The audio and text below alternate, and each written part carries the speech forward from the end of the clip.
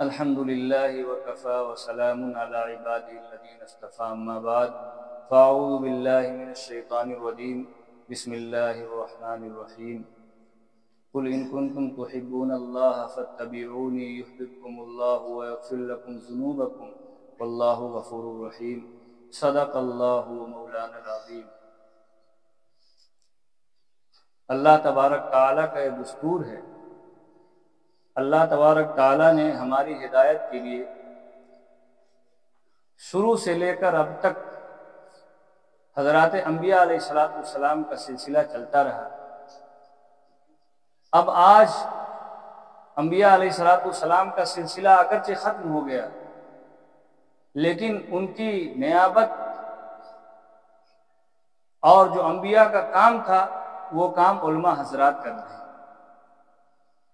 میں نے آپ حضرات کی خدمت میں قرآن کریم کی ایک آیت مبارکہ تلاوت فرمائی ہے۔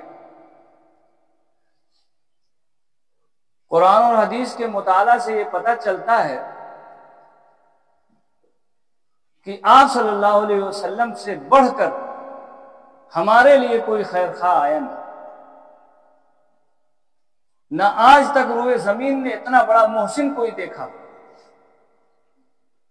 نہ دیکھے گی، اور ظاہر سی بات ہے آپ صلی اللہ علیہ وسلم نے سب کچھ کر کے ہم کو دکھلایا۔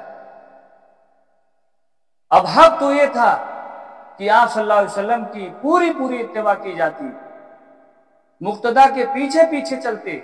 آج ہم لوگ اللہ کی اور اللہ کے رسول صلی اللہ علیہ وسلم کی محبت کے لیے بہت بڑے دعوے دار بنتے ہیں اور سینہ ٹھوکتے ہیں، لیکن یاد رکھیے ہم لوگ آپ کی محبت اور اطاعت سے کوسوں دور ہیں۔ کاروبار حرام کا چل رہا ہے، اللہ کے رسول صلی اللہ علیہ وسلم کی محبت کے دعوے دار ہیں، اللہ کی محبت کے دعوے دار ہیں۔ داڑھی کٹی ہوئی ہے، خلاف شریعت کام ہو رہا ہے، لیکن محبت کا دعویٰ ٹھوک رہے ہیں۔ لباس نصرانیوں کا ہے، یہودیوں کا ہے، مجوسیوں کا ہے، راستہ دوسرا بدل کر چل رہے ہیں، محبت کے لیے سینہ ٹھوک رہے ہیں، محبت کا ماتم کر رہے ہیں۔ افسوس ہے، محبت اس کا نام نہیں ہے، یہ جھوٹا دعویٰ ہے، یہ فراڈ ہے۔ آپ صلی اللہ علیہ وسلم ہم لوگوں کے لیے سر چشمہ نور ہدایت ہیں، آپ صلی اللہ علیہ وسلم سر منبع البرکات ہیں، آپ کے راستے ہی میں نجات ہو سکتی ہے۔ اگر آج ہم لوگ چھوٹی چھوٹی سنتوں پر عمل کرتے، استنجا خانے میں جاتے تو بایاں پاؤں داخل کرتے، نکلتے تو داہنا، سوتے تو دعا پڑھ کر سوتے مسنون طریقے پر، اور پائجامہ پہنتے تو پہلے دائیں پاؤں میں پہنتے۔ حدیث پاک میں آتا ہے اذن طال احدکم، جب کوئی تم میں سے جوتا پہنے فلیبدأ بالیمنی، تو چاہیے کہ دائنے سے ابتدا کرے۔ تو چھوٹی چھوٹی سنتوں پر عمل کرنے سے بڑی سنتوں پر عمل کرنے کی توفیق ہوتی، اور حال یہ ہوتا کہ دھیرے دھیرے آدمی وہ منازل طے کرتا رہتا جو اعلیٰ مقام تھے، اور اپنی منزل تک پہنچ جاتا۔ لیکن حال کیا ہے، چھوٹی چھوٹی سنتوں کو چھوڑ کر آدمی بڑی سنتوں کو چھوڑتا ہے۔ آج حال یہ ہو گیا لوگ فرائض چھوڑ کر گھوم رہے ہیں۔ چنانچہ شاہ عبدالعزیز صاحب فرماتے ہیں، حضرت عمر بن عبدالعزیز رحمۃ اللہ علیہ فرماتے ہیں من تہاون بالعادہ، جو شخص عادات میں سستی کرتا ہے تو سنت کی مصیبت چھوڑنے کی مصیبت میں مبتلا کیا جاتا ہے، اور جو شخص سنت کی چھوڑتا ہے وہ فرائض کے چھوڑنے پر مبتلا کیا جاتا ہے، اس سے فرائض چھوٹ جاتے ہیں، اور جس کے فرائض چھوٹ جاتے ہیں وہ اللہ کی معرفت سے دور ہوتا ہے۔ اس کے بغیر ہم کوئی راستہ نہیں چل سکتے ہیں۔ نقش قدم نبی کے ہیں جنت کے راستے، اللہ سے ملاتے ہیں سنت کے راستے۔ حضرت انس رضی اللہ تعالیٰ عنہ فرماتے ہیں، جس شخص اللہ کے رسول صلی اللہ علیہ وسلم فرماتے ہیں، حضرت انس رضی اللہ تعالیٰ عنہ کی روایت ہے، آپ صلی اللہ علیہ وسلم نے ارشاد فرمایا جس شخص نے میری سنت کو محبوب رکھا اس نے مجھ کو محبوب رکھا، اور جس نے مجھ کو محبوب رکھا وہ جنت میں میرے ساتھ ہے۔ چنانچہ حدیث پاک میں آتا ہے جو شخص سنت پر عمل کرتا ہے تو اللہ تعالیٰ اس کا 4 چیزوں سے اکرام فرماتے ہیں۔ سب سے پہلے چیز یہ ہے کہ لوگوں کے دلوں میں، اللہ والوں کے دلوں میں اس کی محبت ڈال دی جاتی ہے، اور دوسرے نمبر پر جو لوگ فاجر و فاسق ہیں ان کے قلوب ہل جائیں گے دیکھ کر اس سے، ان کی ہیبت ڈال دی جاتی ہے۔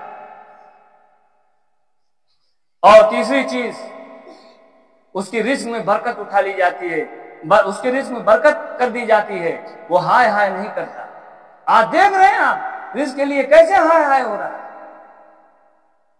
اور چوتھی چیز، ایمان میں اس کو پختگی نصیب ہو جاتی ہے، دین میں اس کو پختگی نصیب ہو جاتی ہے، اس کو دین سے کوئی بھٹکا نہیں۔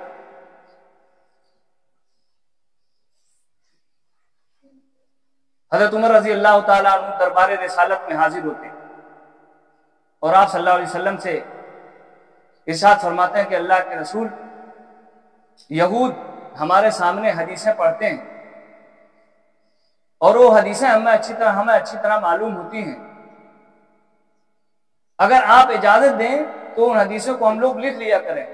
اللہ کے رسول صلی اللہ علیہ وسلم نے فرمایا، جس طریقے سے یہود و نصارہ پریشان ہیں تم بھی اسی طریقے سے پریشان ہونا چاہتے ہو؟ یاد رکھو میں تمہارے پاس ایک واضح اور روشن دین لے کر آیا ہوں۔ اگر موسیٰ بھی زندہ ہوتے، لو کان موسیٰ حیا، اگر موسیٰ بھی زندہ ہوتے تو وہ بھی میری اتباع پر مجبور ہوتے۔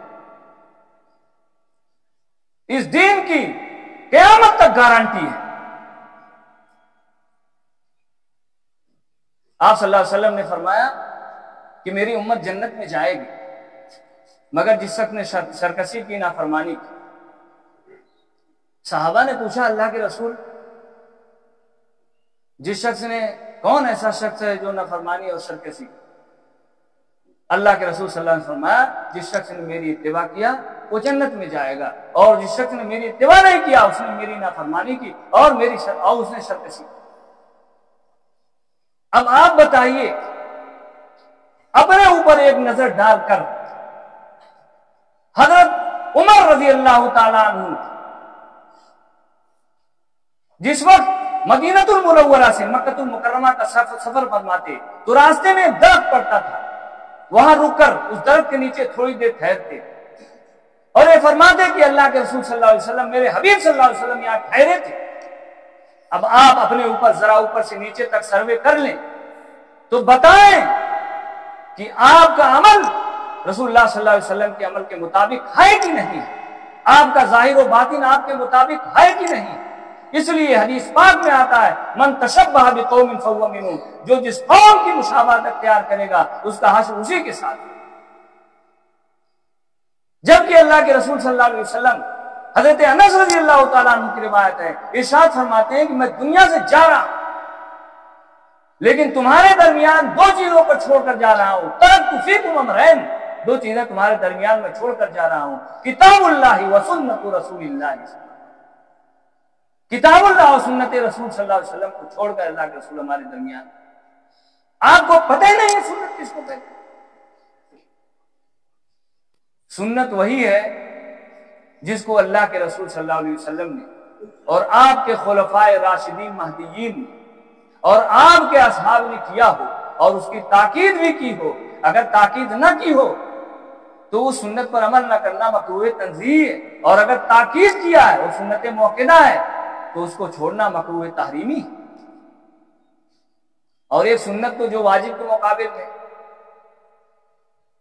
اور ایک آپ صلی اللہ علیہ وسلم کے تمام عام محدثین کا یہ اصول ہے کہ سنت اور حدیث دونوں مترادف لفظ۔ بہرحال میں ایک روایت آپ حضرات کی خدمت میں پڑھ کر اپنی بات کو ختم کرتا ہوں۔